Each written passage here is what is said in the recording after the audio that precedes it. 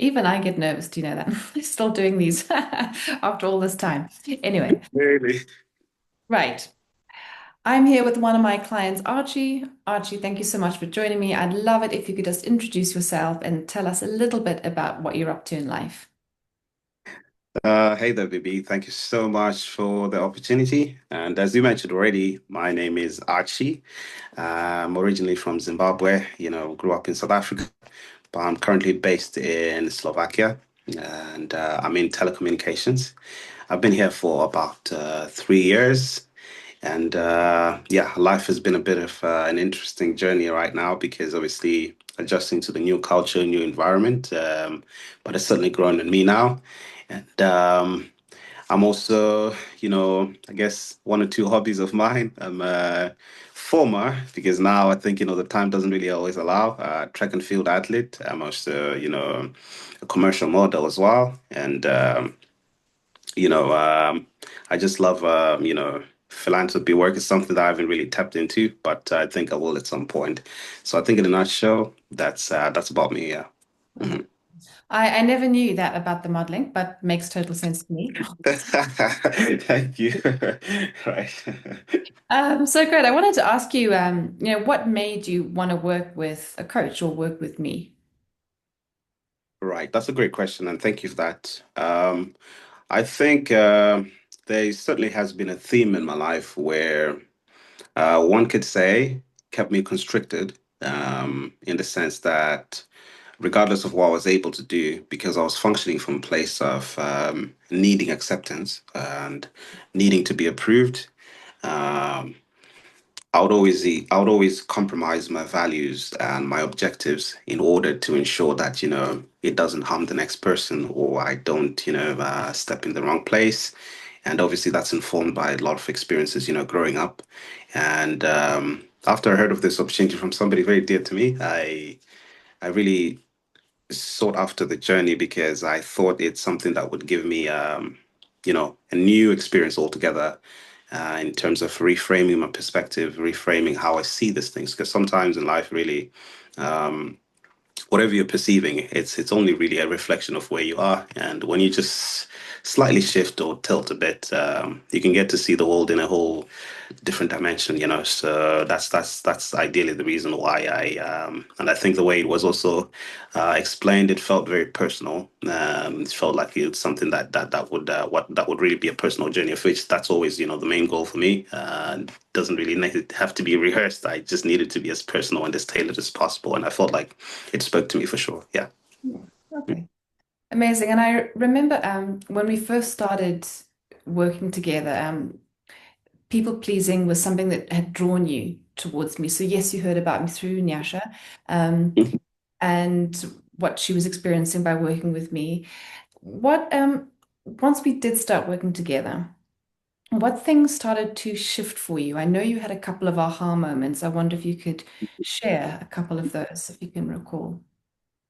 Absolutely. I think, well, a lot of things shifted for me, but I think one thing that this journey that I've been on, facilitated by you, of course, has taught me is reframing is always the best way of, reimagining life. And reframing is essentially just being in the same place, but now just, like I was saying previously, tilting your perspective a bit and looking at things from a totally different place. And what I thought was actually managing relationships and ensuring that I'm the best version of myself. I'm kind. I'm being a good person. Was actually self-sabotage and people pleasing because I would always end up sacrificing my needs, for somebody else, because I'd be like, no, I can take this on, but I cannot allow them to go through this. Of which there's a place for that, but self abandonment comes with knowing that this is exactly what you should do, and this will probably be what suits your best interest, but you're choosing to go in a different direction because you want to be accepted or because you're preserving, the relationship with another person. Of which I think the shift came with understanding that I'm responsible for my behavior, I'm responsible for my actions, and everything that comes with it. And the other person, more importantly, the other person is responsible for theirs. right? So whatever I put out there and whatever they put out, we're each responsible for our own behaviors, right? So if I'm doing something and I know that my intentions are coming from a specific place, my integrity is well assured because I know that I'm doing it from this place, right? Whether or not that person perceives it as such is always a reflection of where they are, and that's obviously something that's got nothing to do with me. But obviously, if you've been in a people pleaser for a very long time, that sounds that sounds like a foreign language. Really, you don't really get to understand what it means. But I think I don't know if I can speak to you about as a third person, but baby pushed me. Baby Yeah. pushed me really to also be in a space where I get to practice these things on a daily basis, because sometimes, just on a random day she'll ask, "Oh yeah, by the way, how did you speak up today?" I'm like, "Oh my God, now I have to speak up." you know. And so having to actually practice these things, you know, gives you a practical insight into how it actually works. And the funniest thing ever really is the world adjusts. The world actually adjusts, And so I would say those were some of the aha moments I've had so far. Of course, I'll tap into other things. Uh-huh. Yeah. Mhm. I remember quite early on as well in our process, uh, you were struggling with speaking up in meetings.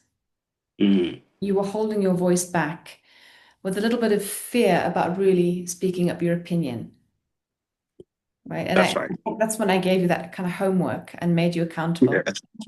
And Right, right. good on you. You did it very quickly and you created a corrective experience, which is really important. If anyone who wants to work with a coach, it's really having that corrective experience and being pushed a little bit out of the comfort zone so that you Mhm. progress. So can you share, kind of based on that, what happened? This is a slightly leading question, but what happened during our time together? You had some success at work. What happened? Right. Yeah, that's an incredible story, testimony. For sure. I think I was very reserved, especially in meetings, when it came to giving feedback and stuff like that, because the social engineering that comes with people pleasing as well is always being very mindful of, whose shoes you step on and which dynamic you have to manage and all of that, And so there's a place for that, of course. To some extent, you do have to, speak from a place of wisdom and understand, what dynamics are in the room. But I think there's also an extreme side of that, which is the downside. And I think that's where I was leaning more towards, where it's a thing of you're overthinking everything that you have to say, even if it's something very valuable. Most of the time, if not all the time, whatever I had to say was actually very valuable to every meeting. But in the moment, you actually don't get to believe it because you're too mindful of what it could mean to the other person that's in the meeting room, whether it's a manager, it's a director, what dynamic it could impact, and uh, what you do, what you're doing in that process. You're learning to suppress your own voice in the sense that you're training your brain to think that when you have an opinion, you kind of have to just suppress it and you don't have to voice it out because if you voice it out, there could be potential consequences. And of course, what leads up to that is, as we all do, we all have history and somehow, our upbringings and maybe some things that we may experience along our journey, they can kind of give us that impression that our voice, shouldn't really be put out there because you kind of either had to face a consequence or maybe had to deal with something unpleasant. So you just learned to then curve in and internalize everything. Of which I think the shift for me was getting to a place where I got to understand that if there are people talking in the room, my voice is equally just as important because I'm sure since they're human beings, they also have the same dynamic. But if they can still go ahead and actually, say whatever it is that they need to say, why can I not? And once you tap into it and you actually speak from that place of, I'm actually just saying what I think. Of course, you have to say it with relevance and context. And like I said, I'm not really a person who just speaks for the sake of speaking in general, but I actually started gaining confidence in, in my contributions, and I could actually see, the impact that they were making. And I think obviously from work as well, I I got a lot of recognition. Obviously, amongst other factors, for that as well, because generally I was commended for even being an effective communicator, something that you wouldn't really be able to put out there, if you had to think so much. And now I feel like I can step into any room really, and it's something that I've actually built upon. I can step into any room, and if I actually generally have something to say, I don't think twice about it, because just like everybody's responsible for what they're saying, I don't have to worry about how they interpret what I say if I know the place I'm saying it from, and if I'm um, yeah, one thing, if I could just mention something that's very important, I think that Bibi took me through really to make me understand why, the whole thing of thinking that your voice doesn't matter is an illusion. I remember listening to, there was a podcast that Barack Obama was on, right? It's like, whenever you step into these rooms with big names, big titles and all of that, uh, don't ever feel like you don't belong. Um, the only difference is between you and the people that are in those rooms is that they've been exposed and they've been given the privilege of feeling like they belong because they've given their opinions and those opinions were embraced, right? But really, there's not really much of a difference between them and yourself. You'll get to discover that once you start talking to them. And I think I just apply that in because I have a lot of meetings and a lot of, opportunities to engage with, stakeholders and, upper leadership and so forth and so forth. And when you actually approach it from that perspective, I now just have conversations with my director, person who actually manages the whole center, like just a normal conversation, because you start to understand that no, this is a title because somebody was given the idea of belonging. And I think that's what BB always emphasized that no, there's really no difference between you and the next person. It's just a matter of responsibility and them having, you know, been given the voice, but doesn't necessarily mean that their voice is any more valid than yours. They're just a normal person. And so when you approach it from that perspective, really, you'll step into any room understanding that you don't have to feel like you don't belong unless if you believe you don't belong, and that way you don't get to think that whatever you have to say is something that you have to meditate on. We're all just human beings at the end of the day, and that's about it. So I've actually given myself that sense of belonging from that perspective. And I don't think there's any room I can step into right now and have to think twice. Obviously, this is a process. Like I say, Bibi would remind you on a daily basis, did you say something in the interview today? And I really had to step out of my comfort zone and get to a place where I was really proactive about it until it becomes ingrained in you. Because, obviously the neural pathways in your brain, once they start learning something new, it needs a repetition for you to eventually get to a place where it becomes second nature. And of course, while it may not entirely be second nature, it's very close to that at this point, and I'm very grateful for that. Yeah. Mhm. That's so awesome. Thank you. And what you're describing there is as people pleasers, again, we tend to undervalue our own voice and input and overvalue. So we put other people on a sort of pedestal and we lower ourselves down. Mhm. So yeah, practicing the idea that actually our voice and our opinions are valuable, or they're at least as valuable as the other people in the room, and Mhm. sort of equalizing how we see ourselves. And then, as you said, Mhm. work like you did, which is to actually Right. implement and to practice and to take that risk because it feels so uncomfortable. Normally, the choice has been to not speak up, and now the choice to speak up feels more uncomfortable. Um, Right. what Absolutely. what you didn't mention, Archie, in your hiding your light under a bushel a little bit, the fact that you got recruited and promoted within the company. Yes, you were. Absolutely, absolutely, absolutely. Yeah, yeah. I hadn't mentioned that. I'm sorry. I was going to mention it. Yeah. So I actually ended up. It tremendously impacted my, you know, my work performances.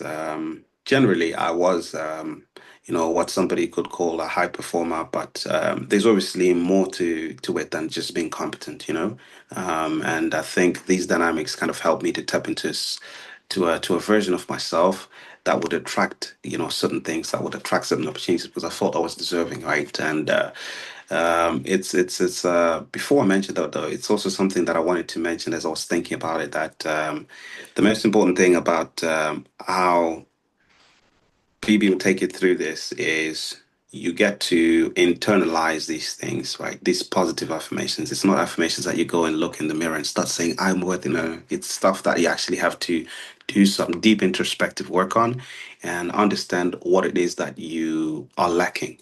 And then filling that void with an understanding, not just affirmative, motivation or anything like that, because that's fleeting, obviously.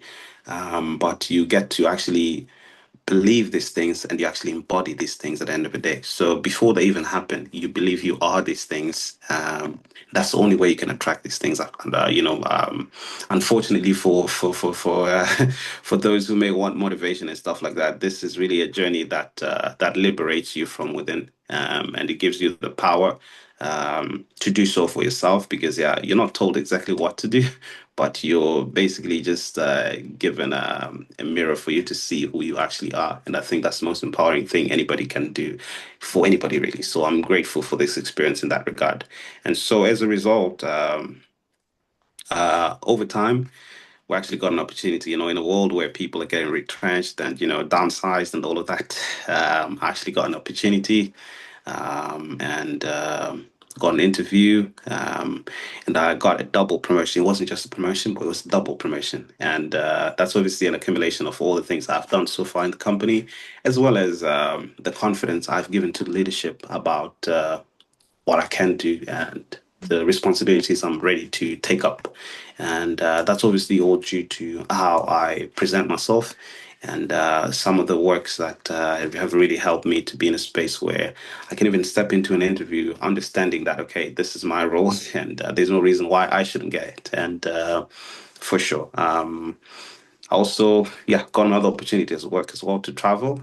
I'm actually going to travel soon, to the US, for leadership training. Who knew? At the beginning of the year, I wouldn't have thought that, any of these things would have happened. But I think even in my idea of having people skills and being able to build rapport, it's become very informed and, conceptualized from a place that's very substantial. That even with any opportunities that come up or any opportunities that arise, they actually really see the potential in me because I see it in myself first, Yeah. right? And so it's really been something that's turned everything around altogether. And I don't know if I should mention about the imposter syndrome yet, but Please do. A lot of people struggle with that. yeah. Yeah, go ahead. Share about what kind of imposter syndrome was coming up for you and then what you did to shift it. Absolutely. So what happens when all of these things are starting to align is you get to a place where you start thinking of yourself almost like it's some sort of scam that, okay, these people are just going to wake up one day and they'll realize that this guy's been fooling us. And that voice will actually sound so apparent and so true, but that's only because your brain was conditioned to believe that you deserve less than for so long. So it's actually trying to protect you by, resisting the changes, resisting the new responsibilities, and resisting you now looking different. And what I did, at least based on, the work that we were working on with BB was, sit back, observe, and understand exactly what was making me feel like that. And uncovering some of those things, it was almost a magical shift. I mean, obviously, it's still a work in progress because I don't think imposter syndrome is something that people can can like entirely eradicate. There's some bits that remain, but I think what's important is to just have a fundamental shift, which I was fortunate to be able to to accomplish in the sense that I think one of the questions that BB made me ask myself was like, if not me, then who? you know and if they're equally deserving of all these things, why am I not? And I think some of those questions, um, they don't necessarily inflate your ego, or anything like that, but to make you realize that the same grace that you're giving to other people, the same grace that you're giving to everybody else who's doing everything else, you equally deserve that as well. you know, and you also get to a place where you get to train your brain that okay, if we've accomplished this and if we've actually managed to achieve this, it means that we're actually worth whatever we're getting because we've actually done the work, right? Because it's not like you're leaning on some, you know, random epiphanies and all that. You actually have it backed up with practical proof that you've actually done the work. And so those reiterations that you need to have, because I know BB would always make me write down, you know, my core values, core principles, and understand what it is that's more important for me. You know, I remember one of the, you know, some of the principles I wrote there were wisdom, competence, and so forth, right? So it kind of anchors you because it's so tailored to, you know, definitions of things that, you know, basically guide you on a daily basis, right? So you know exactly who you are because you're actually using definitions of things that you obviously came up with because, you know, Bibi doesn't give you these things, but I say you come up with these things. And now when you actually reference those things, you get to understand yourself better. Like, oh, so this is why I have to do things this way. Oh, so this is why I have to do things this way and all of that, right? It's a very holistic experience that you're very aware of every move that you make because you understand the place that you're functioning from. And I think most of us are very much on autopilot, you know. But this experience it really teaches you to be very intentional and function from a place of awareness, you know. Knowing exactly why you're doing whatever it is you're doing. So all of these things really they encapsulate what ends up giving you self-assurance, you know, because obviously it's not one aspect that gives you the confidence to get rid of imposter syndrome, but it's obviously an encapsulation of everything building up together and you just being in a space where you have those coffers that you can refer to in any situation. Like, you know, if you're faced with this, you know, you can refer to this. If you're faced with that, you can refer to that. So it's been a really holistic, becoming version of myself that I've really gotten to grow fond of. You know, there are days obviously where you're getting everything right, and then there are days where it almost seems like you're getting nothing right because none of this is ever linear, really. Growth and you know healing or whatever it is, it's never linear. Some days it looks like you're on 40%, some days you're on 100. But the thing that's important is to always pivot back then to some of those principles that you would have defined for yourself, because that's always a reminder and an anchor.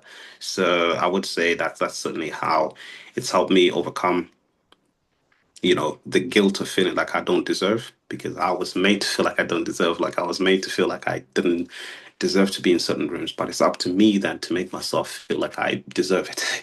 And the world is never going to listen to you unless if you listen to yourself, you know, because one of the things that are very unfortunate about people pleasing is what you're actually doing in the process is you're actually asking the world to save you from yourself, right? Because those inadequacies you believe about yourself, you're projecting them out there, and people will treat you accordingly.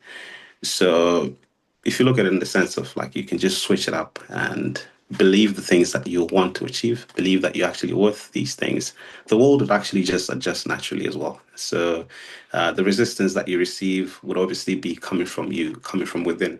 And I think this is what has made this journey um, quite impressionable in the sense that it always you know challenges you to go back within, go inward. You know, you can lose many things, but you can never lose yourself. So you always have that anchor, you always have that reference point, which has been very helpful lesson over time. Because yeah, it's it seems like it's very simple things, but it's simple things that we're very much ignorant of. You know, so yeah. Yeah. Mhm. What you talk about there is those little sort of distortions of the mind to try and keep you safe. Really. And, Mhm. and as you say, you never really get rid of imposter syndrome, and you shouldn't, because it's a symptom that we're trying to grow beyond our limits. Mhm. So if you never feel imposter syndrome, I would argue that you're probably not challenging yourself. So, so it's a twin-edged sword. It It's is, it is, it is, yeah. Yeah. And Archie, so something I know also about you is your faith is important to you. You've also been interested in self-development for a long time.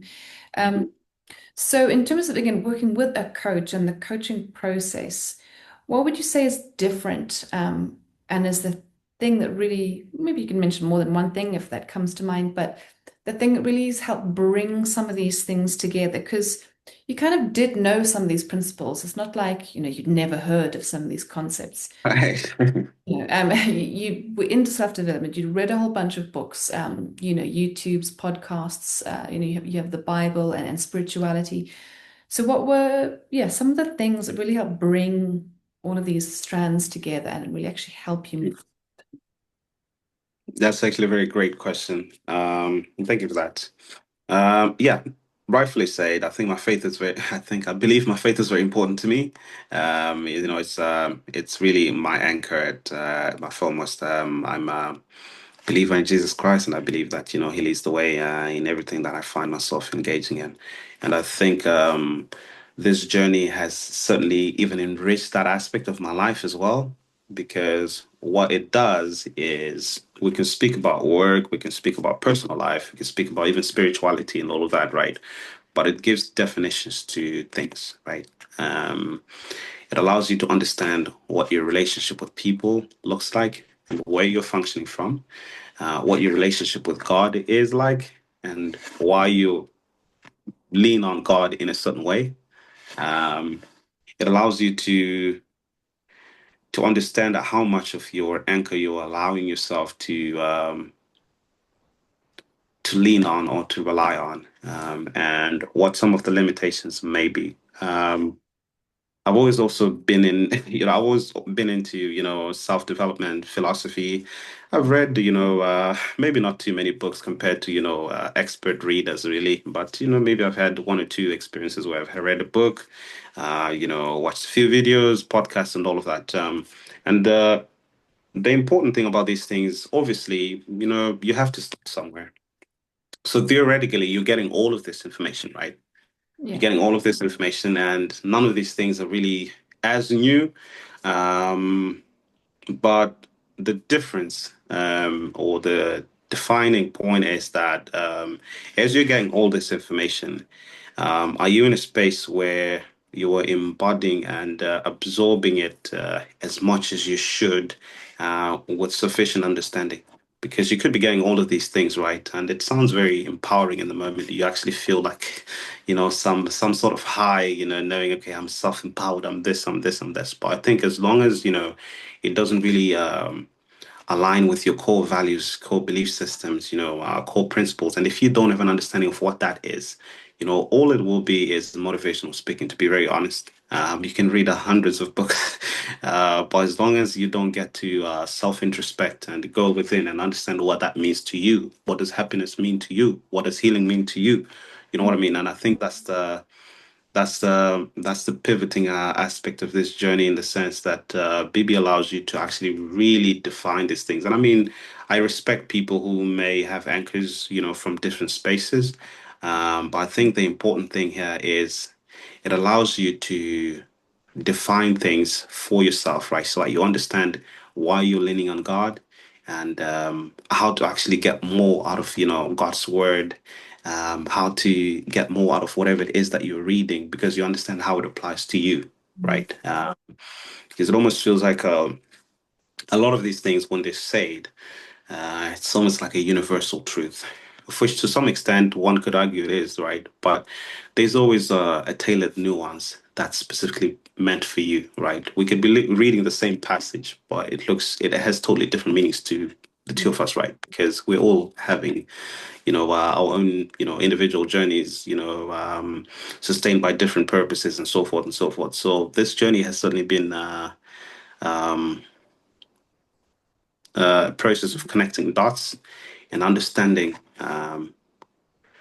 what my belief systems, what my value systems, what my goals and objectives, as well as my relationships, what they mean to me, and how I would want them to be defined, right? Such that moving forward, I can always know what it means to be where I am.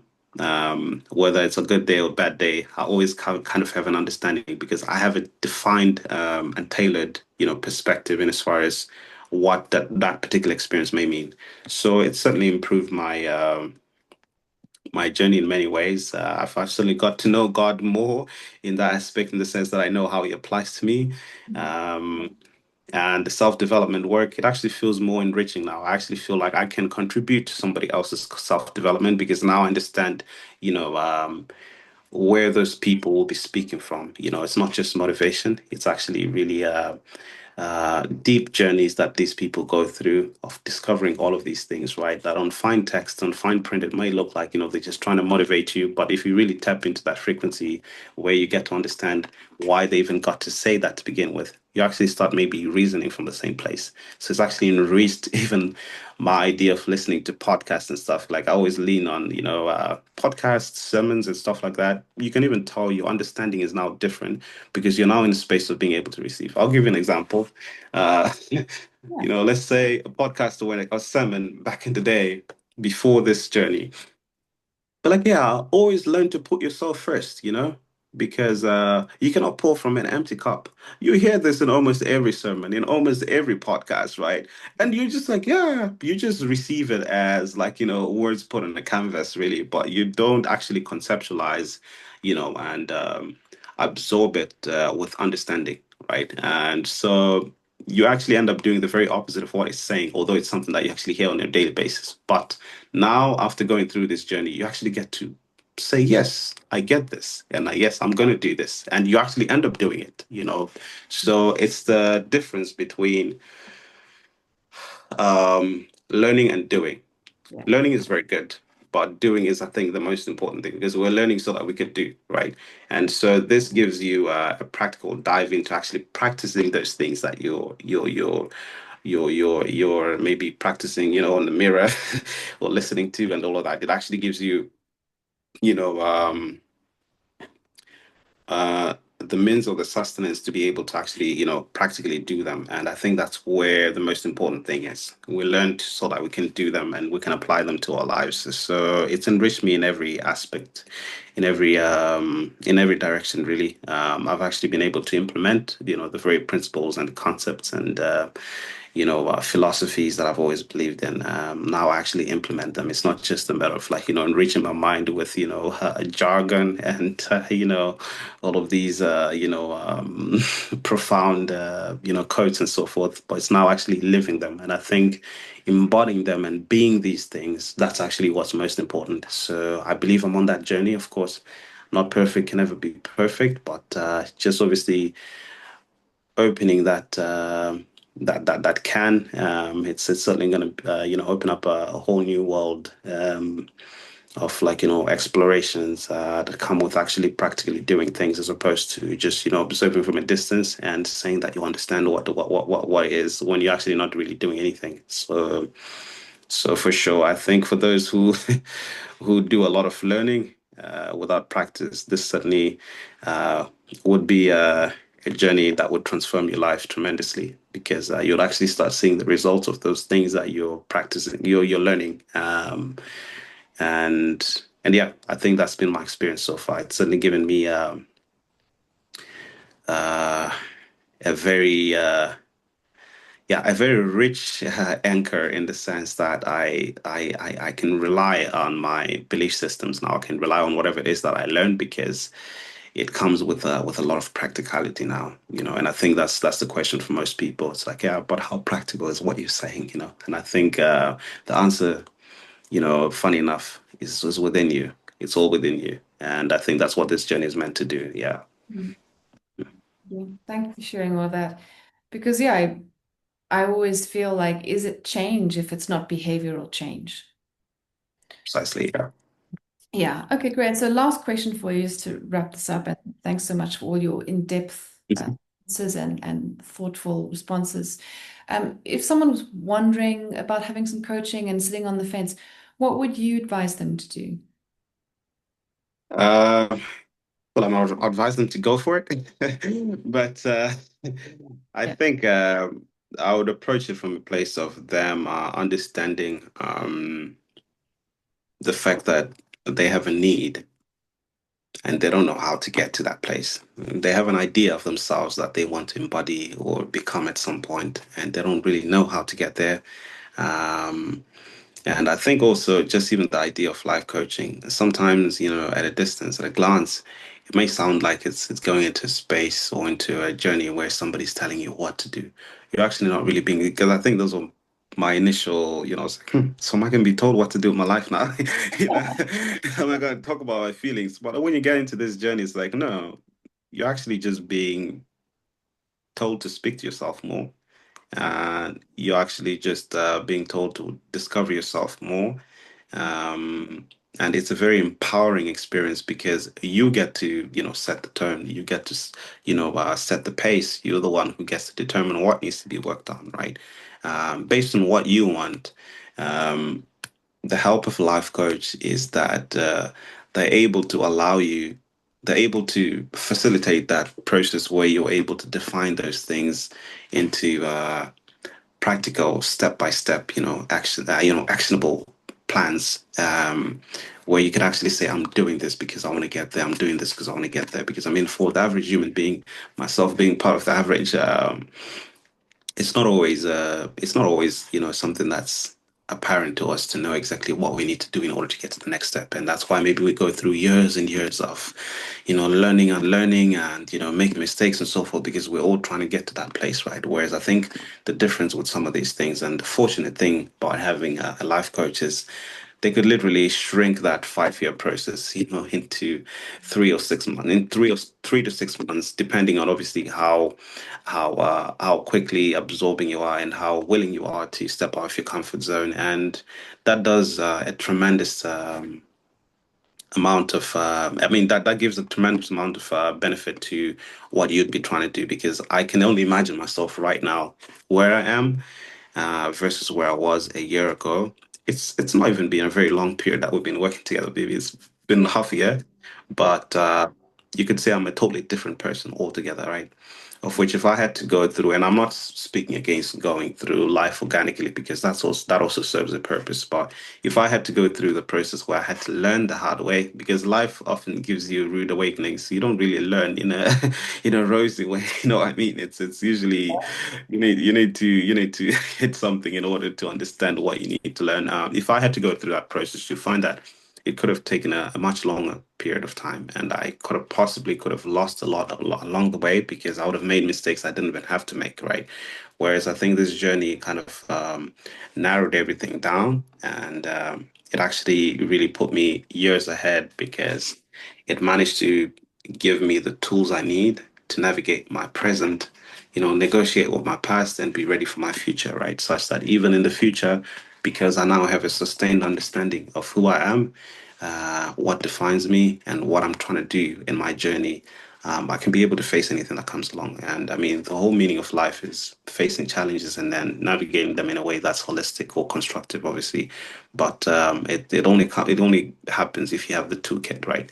And so I believe that's the toolkit that a life coach gives you. It certainly saves you a lot of time, a lot of energy, because yeah, we just because you're suffering, it doesn't mean that you get results sometimes, And I think that's a defining factor, in the sense that this is a process that has result. It will certainly guarantee you results, because it's something that's tailored by you. You're the one who actually gets to do the work, and I mean, that's the most empowering thing. You're not being told, you're not being given, clues, you're not being given hacks or anything like that. You're actually the one who is taking the lead, and you're the architect of your own journey. And I think that's the best form of empowerment anybody could give to anybody. Even myself right now, if I were to ever encourage anybody, I would encourage them to look within, and I think that's something um, that's been of tremendous benefit from me, from this journey that BB has taken me through. And I look forward to learning even more, because, we're never really fully complete. We're always works in progress in many ways. But that's the advice I'd give to someone who's still trying to uncover how to, navigate life challenges, putting definitions to things and not really knowing how to get to the idea of themselves that they would want to embody. Um, this basically is stopping at a station and getting all the tools that you need to get to that place. That's what it is. And you can be rest assured that it's something that will stick with you because it's not motivation, it's practical steps, you know. So for sure, I would say go for it. I started with go for it, I'll end with go for it. Yeah. I love it. Yeah, Yeah, and just to finish up, I also felt the same way when I worked with a coach. This idea that you right. can, accelerate your potential Absolutely. through a kind of a guided process. Mhm. And particularly with people pleasing, the coaching process helps you have more agency, which Absolutely. you've expressed, many times during this little testimonial. So. Yeah, I'm grateful for having you as a client. It's also why I do this work. And I really wish you the best of luck on your big trip to the US on your leadership training. And yeah, I know we'll see each other again. We'll schedule our session when you're back. And yeah, thanks so much for today. And yeah, best of luck. No, thank you so much, Vivi, and always truly grateful for the journey and everything, you know, that you've capacitated me to kind of step into. I'll always look at it with so much, you know, I don't know. It's almost like I'm seeing something I can't believe because I wouldn't have imagined myself being in a space where I think of things the way I do and I look at the world the way I do. So that's all thanks to your work and the way that you really are personable as well, because we can actually be able to just have a normal conversation. I don't even feel like a client, you know. I just feel like, you know, a person that is having a conversation, with a friend, which is something that I believe is very important and meaningful to me. So I'm thankful to you for that, and thank you for the well wishes. I'm sure we'll have a great time after I'm back as well. Mhm. All right. Thanks, Archie. All right.